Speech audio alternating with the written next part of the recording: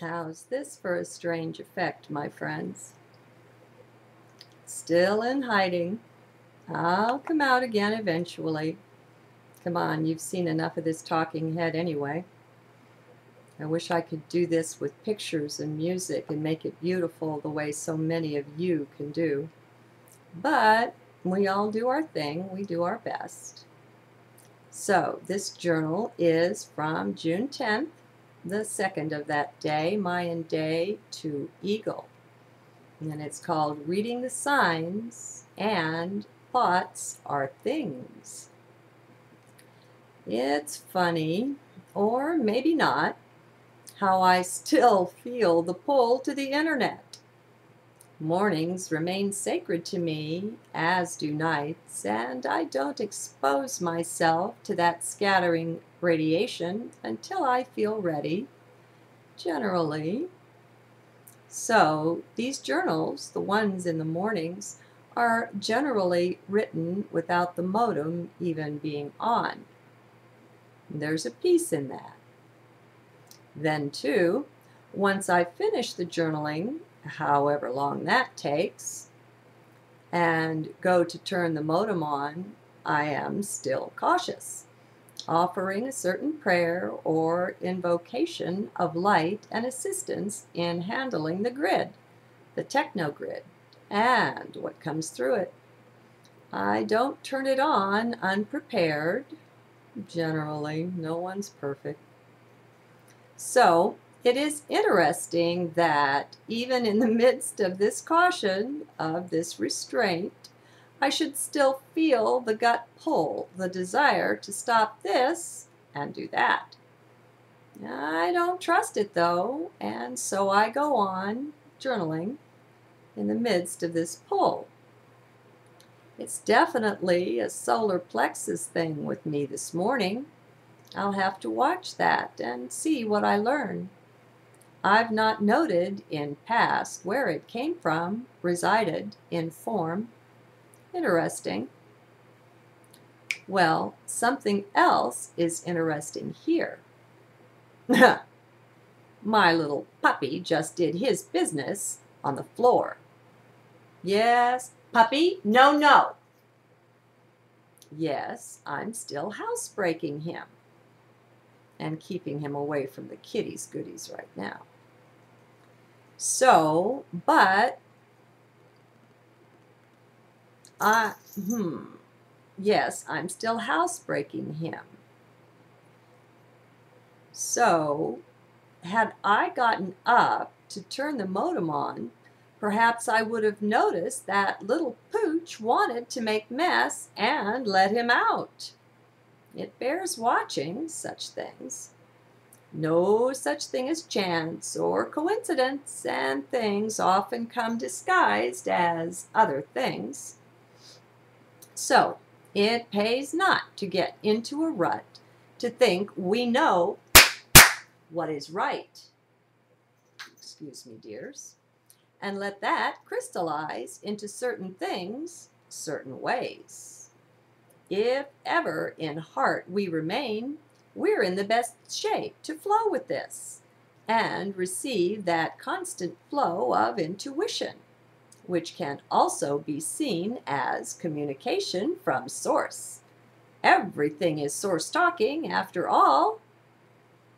Once our eyes are open to see that, things just change. All the sting is taken out of life. Well, most of it.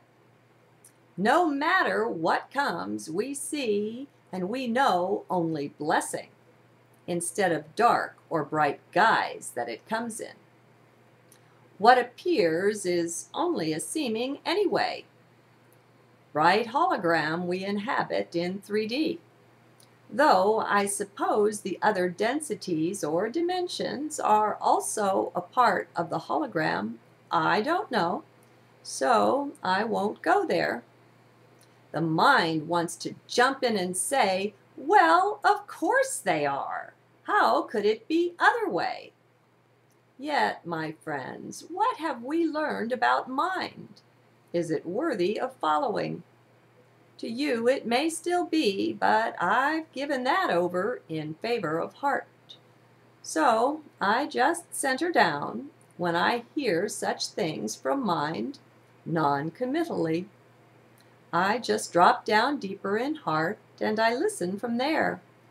Take my cue there to act if such is called for. Do you see what a trick mind can play?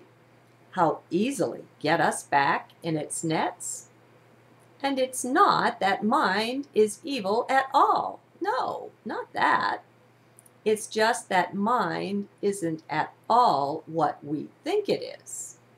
We've got this idea that our mind is our own, and that our brain is its bright repository. Well, I don't believe it works like that. Now, though we're getting off into concepts and conceptualizing here, I'll take a small foray into that to perhaps be useful to you. Mind is not personal.